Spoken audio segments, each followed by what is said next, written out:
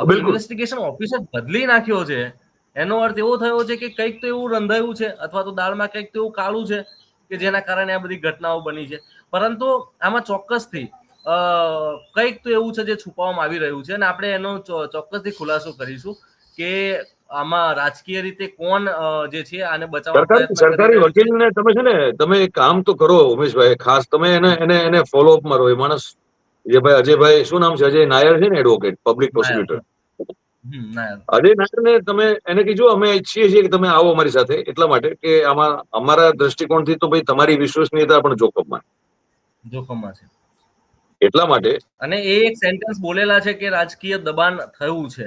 હા, તો એ બહુ તમારે અગત્યની પછી, વાત છે.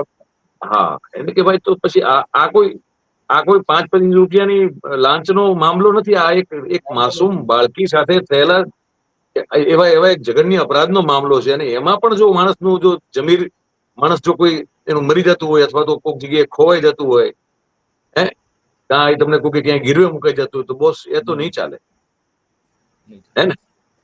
એ તો કોઈ હિસાબે નહીં ચાલે.